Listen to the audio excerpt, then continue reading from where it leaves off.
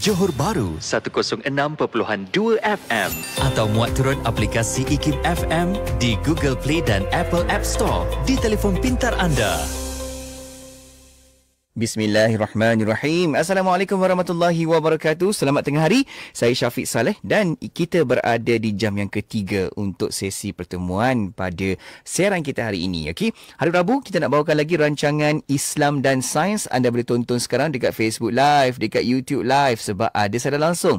Mudah untuk dapatkan lagi pengisian kita pada sesi kali ini. Sebabnya dalam rancangan Islam dan Sains ni kita nak sama-sama hayati lagi kajian-kajian yang dilaksanakan oleh panel tetamu kita. Kita bincangkan di sini. Kan senang kita tadahkan telinga, tadahkan hati kita ni untuk fahamkan dengan lebih lanjut tentang kajian-kajian yang dilaksanakan. Kita akan bersama dengan tetamu kita iaitu Profesor Madya, Teknologis Dr. Zul Ilham bin Zulkifli Lubis, merupakan fellow utama merangkap pengarah Pusat Kajian Sains dan Alam Sekitar IKIM. Beliau dah ada bersama kita sampai kat konti ni nak mengalu-alukan kehadiran Dr. Zul Ilham. Assalamualaikum Doktor. Waalaikumsalam warahmatullahi taala wabarakatuh. Alhamdulillah Doktor. Syukur. Apa Alhamdulillah khabar, kita berjumpa lagi ya. Ya, okey kan semua? Alhamdulillah sihat walafiat. Syukur. Alhamdulillah. Sebab itulah saya kalau jumpa doktor selalu akan terbit ilham. Inilah Dr. Zul Ilham. InsyaAllah semoga bermanfaat ya Syafiq. Amin. Doktor semua okey ke tugasannya? Begitulah Syafiq, daripada minggu ke minggu banyaklah penelitian, kajian-kajian, pembacaan yang perlu kita lakukan. Tapi Alhamdulillah lah kami semua di pusat-pusat pendidikan di IKIM ni lakukan yang terbaik lah, insyaAllah. Amin insyaAllah ya doktor. Kami pun sentiasa mengikuti rapat je kan dengan pasukan doktor bersama dengan pasukan Pusat Kajian Sains dan Alam Sekitar IKIM ni. Kan banyak artikel-artikelnya, banyak penerbitan dalam sudut kajian-kajiannya. InsyaAllah kita nak sama-sama rapati lagi. Apatah lagi bila dah buat kajian, datang IKIM FM ni kan, kita nak ceritakan lagi, kita nak sebarkan lagi dalam perbincangan kita. Baik doktor, untuk sesi kali ini kita nak bincang tentang ilmu dan disiplin rahsia kemajuan Jepun, teladan untuk ummah. Sebab minggu lepas kita ada bincang tentang perkara-perkara yang ada kaitan dengan lifestyle, disiplin, tentang masyarakat Jepun. Dan sebab kita faham doktor pun pernah tinggal di Jepun selama 7 tahun. Tu dia doktor, apa makanan Jepun yang sedap doktor? Sushi ke? Nanti doktor cerita. Okey. Dan doktor, macam mana doktor melihat tentang cara orang Jepun ni pula mendekati ilmu, cara kerja mereka ataupun budaya mereka dalam merapati ilmu? Doktor, macam mana? Silakan. Bismillahirrahmanirrahim. Alhamdulillahillazi anzala ala abdihil kitab wa lam yaj'al lahu iwaja. Allahumma shalli ala sayyidina Muhammad wa ala ali sayyidina Muhammad. Terima kasih Syafiq yang saya hormati, para pendengar IKIM FM yang saya hormati dan kasihi sekalian. Terima kasih kerana mendengar sesi Sains dan Islam pada minggu ini. Jadi untuk menjawab soalan bagaimana kita melihat pendekatan Jepun terhadap ilmu, Syafiq, saya nak kongsikan untuk permulaan ni dua perkara ya. Ialah yang pertama ialah hormatkan ilmu itu sendiri. Yang kedua ialah hormat masa. Okey. Yang pertama bila kita lihat tentang hormat ilmu ni Syafiq, kalau tradisi perguruan ataupun pembelajaran di ilmu di Jepun ni Syafiq, masih lagi kalau kita sebut boleh dikatakan berkait macam sistem mahaguru dulu-dulu. Syafiq, di mana kita berguru silat tu, tok guru silat tu perlu kita patuhi arahannya. Perlu kita bukan saja patuhi, malah hormat di dalam gelanggang dan di luar gelanggang. Jadi kalau profesor di universiti ni Syafiq, kalau kita keluar untuk makan tengah hari contohnya Syafiq, jadi nak kita pesanlah minuman Syafiq kan. Contohnya profesor ni duduk di tengah-tengah, jadi ada air lah yang ingin diberikan kepada kawan yang di sebelah profesor sebelah sana lah. Air ni Syafiq tak akan lalu di depan profesor tu, lalu di belakang. Jadi profesor sebagai pemegang, pemilik ilmu pengetahuan tu dihormatilah kerana keilmuannya, dan bukan sahaja di dalam apabila di dalam bilik kuliah, tapi juga di luar. Jadi air hormatnya, air tu bila ingin diberikan kepada kawan di sebelah profesor, tidak melalui di depannya, melalui di belakang. Kalau lihat ini persamaannya tinggi dengan ciri-ciri budaya timur kita kan. Bila kita lalu, kita perlu tunduk di depan orang-orang tua. Jadi kerana kita menganggap orang yang lebih tua daripada kita mempunyai ilmu yang lebih daripada kita. Jadi itu pertama, Syafiq, ialah yang paling ketara dalam masyarakat Jepun ni ialah hormat terhadap ilmu dan juga pemegang pewaris ilmu tersebut. Terutamanya memanglah ilmu ini milik Allah SWT. Tapi diamanahkan kepada guru tu, kepada profesor tertentu tu, kepada maha guru, tok guru tersebut untuk menjaga ilmu tu. Amanahnya ada pada tu, walaupun ilmu ini milik Allah semuanya, tapi hormat kepada ilmu. Yang kedua, hormat kepada masa. Syafiq, kita dah lihat, kalau kita banyak saya lihat perkongsian di media sosial, ada sekarang ni kita banyak pelancong-pelancong yang boleh pergi ke Jepun kan, kerana tak perlukan visa. Dulu semasa saya belajar di Syafiq, perlukan visa. Jadi perlu dibawa penyata akaun untuk nak dapatkan visa, perlu ke kedutaan.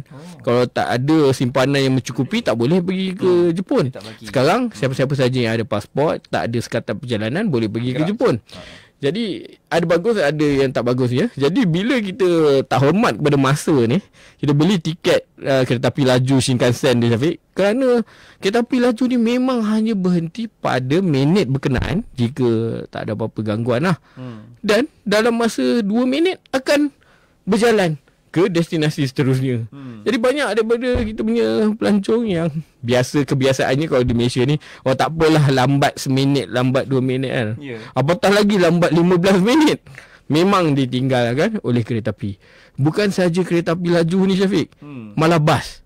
Kalau kita lihat di pondok penghentian bas, kalau ada peluang nanti kita pergi ke Jepun, lihat dinyatakan waktu tu sehingga ke skala minit. Contohnya 8.35 pagi. Kita pun cakap 8.32 kita sampai ke pondok bas kan. Tak ada bas ni. Ini hanya notis je ni kan. Seminit lepas tu ada dah bas. Dan memang tepat pada masa pintunya terbuka. Walaupun tak ada orang, tetap dia akan ada di stesen tu kerana dijanjikan. Jadi hormat kepada ilmu dan juga hormat kepada masa. Mesti tepat kan. Jadi perkara-perkara ini dia berkait banyak. Kalau kita lihat dari sudut barat, kita sebut sebagai integriti kan. Kalau dari sudut perspektif Islam, kita lihat inilah semangat ihsan. Kita buat sesuatu tanggungjawab amanah dengan bersungguh-sungguh, seolah-olah Allah melihat, memang Allah melihat kita sepanjang masa kan. Jadi maknanya kita buat tu kerana, walau bukannya kerana orang lain melihat kita, kerana Allah melihat kita sepanjang masa kan. Dan konsep madani pun ada disebutkan perkataan berkenaan ihsan.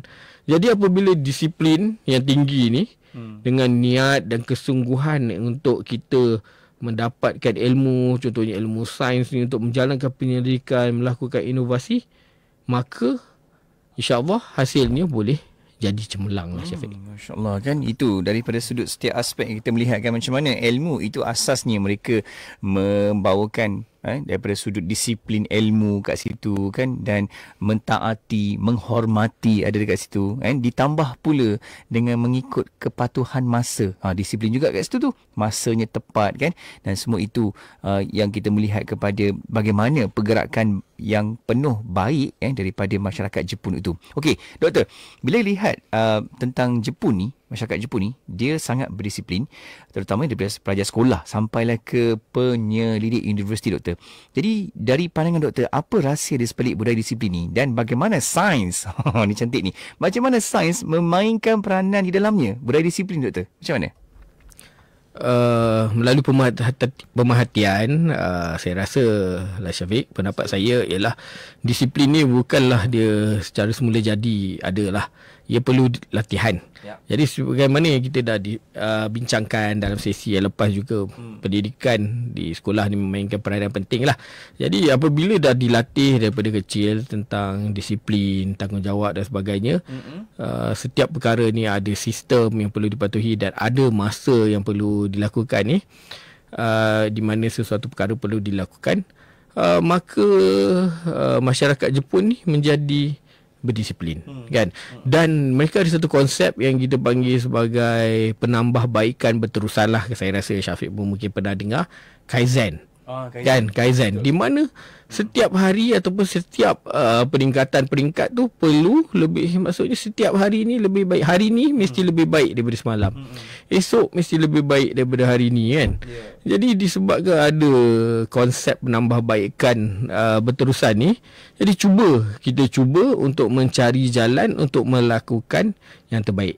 Dalam sains pula, Syafiq, ini sangat-sangat penting, kerana dalam sains ni kesilapan kecil boleh beri kesan besar, kan? Boleh menyebabkan kemalangan, kerugian, risiko dan sebagainya, kan? Jadi apabila kita dah pastikan kita hormat masa dan ada mematuhi sistem dan sebagainya, maka ia dapat memberikan kesan besar kepada inovasi kita. Jadi dalam Islam kita juga diseru untuk istiqamah, konsisten. Jika benda tu dah baik, kita teruskan, kan, walaupun perkaranya kecil.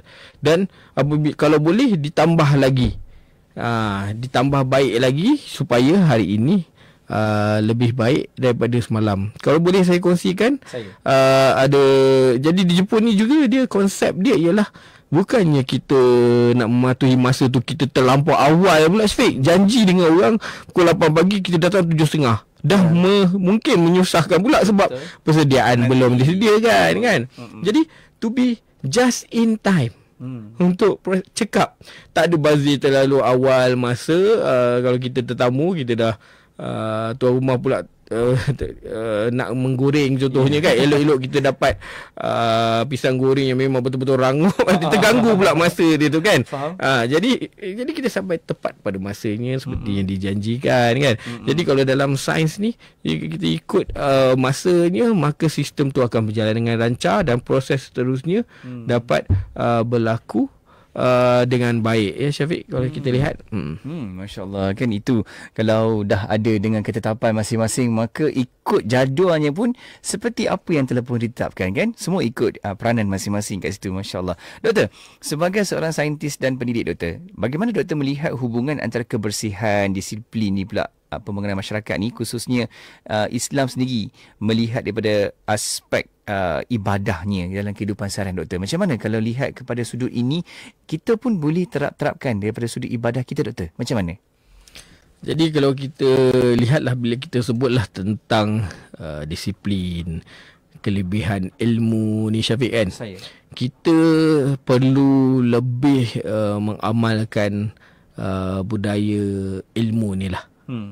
Sebagaimana yang kita sebut, kalau saya boleh kongsikan di sini, ialah antaranya ialah konsep di mana dalam satu-satu pekerjaan tu ada, kalau pernah dengar Syafiq, nama dia Horenso. Jadi Horenso ni kalau bahasa Jepunnya ialah sayur bayam lah, tapi dia sebenarnya akronim kepada 3 perkataan, Hokoku, Renraku dan Sodan. Jadi Hokoku ni pertama sekali apabila berlaku sesuatu pemerhatian dalam sains lah. Bila kita jumpa sesuatu pemerhatian ni, pertama sekali kita mesti Hokoku ni laporkan. Lepas tu Renraku, kita hubungi pihak-pihak yang berkaitan, dan seterusnya diikuti Sodan, kita berbincang. Jadi disebabkan ada falsafah di sebalik ni, jadi apabila penemuan itu dilakukan, kita perlu melaporkan. Selepas kita laporkan kepada sama ada para penyelidik yang sama dengan kita ataupun kepada ketua kita, maka kita berhubung dengan pihak-pihak yang boleh membantu menjadikan pemerhatian kita itu menjadi lebih baik, Syafiq. Jadi kita dah jumpa satu pemerhatian, ataupun kita boleh hubungi pihak-pihak yang berkaitan yang boleh memberikan input sama ada pemerhatian ni sesuatu yang baik ataupun tak baik, ataupun jika baik, bagaimana nak menjadikannya boleh digunakan dan lebih cekap lagi. Betul. Kemudian kita sodang ni maksudnya berunding, berbincang. Apa yang pihak ini boleh lakukan, apa yang kita boleh lakukan, di mana kita boleh dapat sumber kewangan untuk menjadikan inovasi ni satu produk ni satu kenyataan, kan. Jadi kalau kita lihat nilai-nilai ni di sebalik falsafah ni, yang bila kita lakukan dengan bersungguh-sungguh, dengan penghayatan dan disiplin untuk melaksanakannya, boleh menjadikan pendekatan yang membawa kepada kejayaan dalam sains ni, Syafiq. InsyaAllah. Semoga ini juga menjadi azam kepada kita, kan, Doktor, melihat kepada perkara yang baik ini untuk ambil sebagai teladan, panduan dalam hidup kita, insyaAllah. Okey, kita rehat seketika, Doktor. Nanti kita nak sambung lagi. Apa yang Doktor rasa paling menarik yang boleh kita pelajari bila kita tengok kepada sudut institusi pendidikan, contohnya. Sebab saya kira ada yang saya tak pernah sampai Jepun, Doktor, tapi ada yang cerita bila melihat tandas awam mereka pun, itu pun Doktor dah senyum dah tu. Doktor dah senyum dah. Kita melihat ada sesuatu yang boleh kita belajar, kan. Macam mana tandas awam yang mereka susun, mereka design tu memang kena dengan kita ni seharian menggunakan. Nanti kita bincang juga kat situ, insyaAllah. Okey, kita rehat seketika. Jangan ke mana-mana. Untuk anda teruskan kekal bersama IKIM FM. Banyak lagi pengisian selepas ni di rancangan Islam dan Sains. Kekal bersama IKIM FM. Johor Bahru 106.2.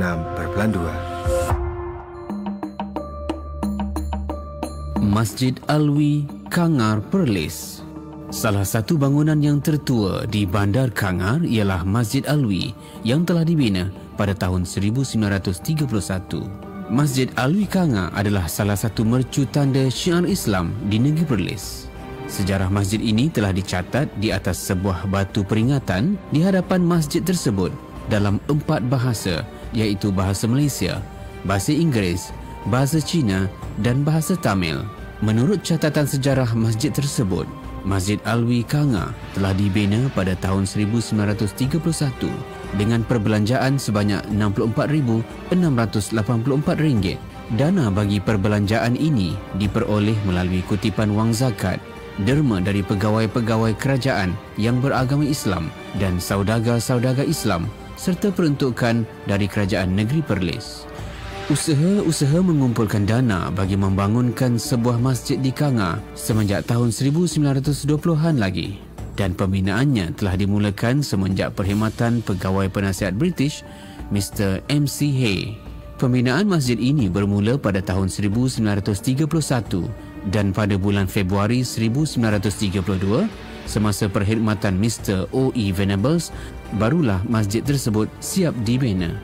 Ia telah dibuka dengan rasminya oleh Duli Yang Maha Mulia Raja Negeri Perlis, Raja Alwi Ibni Almarhum Tuanku Said Safi Jamalulail pada 14 Syawal 1351 Hijrah bersamaan 10 Februari 1933. Masjid yang begitu indah ini telah dinamakan sebagai Masjid Alwi, iaitu sempena nama Raja Perlis ketika itu.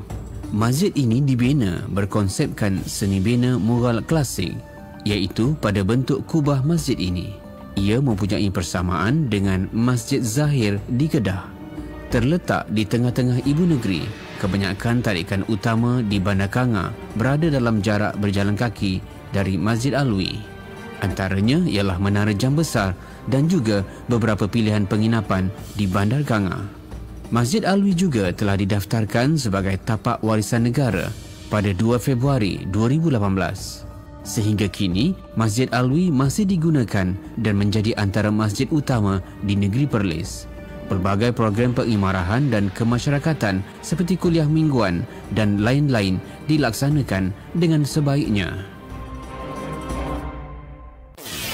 Dengar IKIM FM secara percuma menerusi aplikasi IKIM, Audio Plus dan MyTV mana-mana di peranti pintar anda.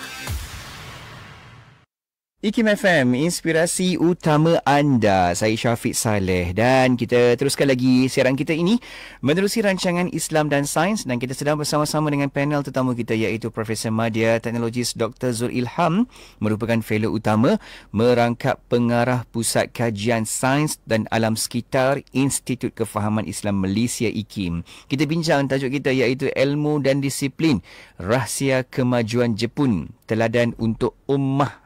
Kita nak fahamkan lagi doktor, sebab bila kita bincang dengan lebih banyak ini, dengan lebih banyak cabang-cabang doktor, banyak yang kita dapat terokai dan kita dapat ambil sebagai teladan. Apatah lagi doktor, bila melihat doktor duduk di Jepun agak lama tu doktor kan, 7 tahun dekat sana tu. Jadi apa yang kita boleh ambil, pelajari daripada sudut pendekatan yang orang kata paling menarik lah doktor, melihat nak fokus tu kepada institusi pendidikan. Sebab tadi sebelum berehat saya dah sebut tentang macam mana orang Jepun ni dia buat reka bentuk tandas awam ni. Uish, orang kata memang mudah kan seseorang untuk menggunakannya, dengan ada tempat letak payung, ada muzik sebab nak menjaga, takut ada bunyi-bunyi yang bukan-bukan. Itu sampai ke tahap tu mereka fikir. Apatah lagi sekolah macam universiti. Mungkin doktor boleh ulaskan doktor. Silakan. Terima kasih Syafiq. Jadi kalau boleh saya kupas sedikit tentang berkenaan dengan tandas tadilah Syafiq kan. Jadi sebagaimana yang Syafiq sebutkan tadilah, jadi tandas di Jepun ni dia penuh dengan inovasi lah. Di mana kalau kita biasa perlu bawa payung, kat mana kita nak gantung payung ni ada tempatnya. Kalau kita bersama dengan kanak-kanak ada kerusinya kan. Betul. Dan juga ada juga pilihan untuk membuat bunyi ombak ataupun bunyi burung ke, ataupun bunyi alam untuk mengelakkan secara peribadinya untuk menjaga kerahsiaan lah apa yang berlaku di dalam tandas tersebut. Syafiq, jadi itu menarik. Belum lagi dengan yang boleh diselaras air, pancutan air yang boleh diselaras. Kalau musim sejuk ada pemanasnya, jadi tidak ada apa tempat baby doktor? Ada tempat letak bayi, tempat letak kanak-kanak ke bayi kan, jika ada keperluan. Dan ada setengah tempat Syafiq, saya lihat apa ada kerusi yang seperti kerusi yang boleh dilipat ke lantai kan. Bila saya lihat, rupa-rupanya kalau kita nak tukar baju Syafiq, tukar seluar kan, jadi tak adalah kaki kita tu terus ke lantai. Jadi bila kita tarik tu, kita berdirilah di atas platform tu untuk kita tukar baju. Jadi tak adalah seluar kita terus ke lantai kan. Jadi itu satu benda yang platform platform. Jadi kita tarik ke tepi, kita tukarlah baju dekat atas. Kalau contohnya pelajar nak tukar baju sebelum pendidikan jasmani dan sebagainya di tandas kan. Tak ada, kalau tak kan terus di lantai. Kalau kotor lantai tu, kotorlah seluar kita kan. Jadi perkara-perkara macam ni nampak dilihat kecil, tapi inovasi-inovasi yang memudahkan. Jadi saya lihat di dalam sistem pendidikan Jepun ni, penekanan diberikan kepada pendidikan berasaskan pengalaman. Kalau dalam bahasa Jepun ni kita panggil karadade oboeru. Maksudnya kita mengingati dengan cara melakukannya dengan tubuh badan kita ni. Karadade oboeru. Jadi kita bukan sengajalah nak mengagung-agungkan Jepun ni, amalan mereka Syafiq. Tapi apa yang selari dengan kita sebagai umat Islam, saya rasa boleh dikongsikan dan diamalkan supaya kita menjadi umat yang lebih baik. Syafiq. Jadi contohnya karadade oboeru ni Syafiq, seperti mana yang telah saya kongsikan dahulu. Jadi kalau kita perlu membersihkan sendiri kelas kita, tandas di sekolah kita. Jadi disebabkan kita dah biasa melakukan perkara tu, maka tubuh badan kita ni mengingati kebiasaan ni dan menjadikannya sesuatu yang kita amalkan setiap masa kan. Contohnya ada satu konsep di mana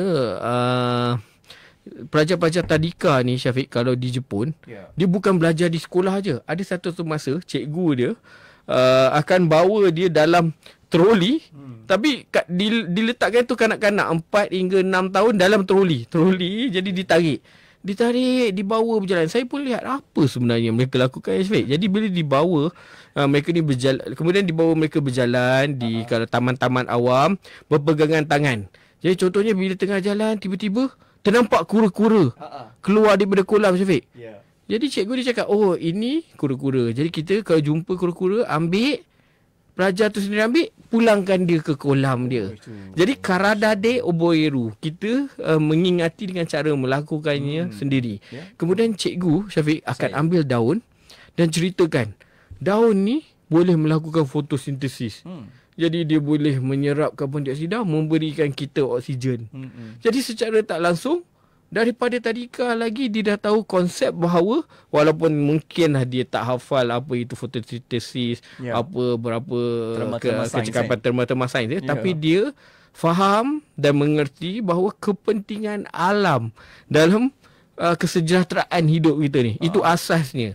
Syafiq, jadi karadade obairu. Jadi berasaskan itulah, jadi kalau kita lihat di sekolah-sekolah ni boleh diamalkan di kalangan masyarakat kita, Syafiq. Itu dia kan doktor, sampai ke tahap itu yang mereka mungkin meneliti kan doktor, itu kat sekolah, universiti, apatah lagi kita sentuh juga tentang tandas awam kan doktor, dan doktor pun pasti ada lagi penemuan-penemuan di tempat-tempat lain kan doktor, yang doktor rasa sangat-sangat menarik dan juga menjadikan satu idea ataupun inspirasi kepada kita kan doktor, betapa pentingnya suatu pemikiran yang sedemikian kan doktor. Kita pernah tengok doktor, kalau orang yang suka kereta, yang minat kereta-kereta yang berjenama Jepun, pasti akan meneliti dengan sebabnya macam mana mereka boleh fikir sampai ke tahap tu. Macam itulah kan dia punya binaan teknologi itu.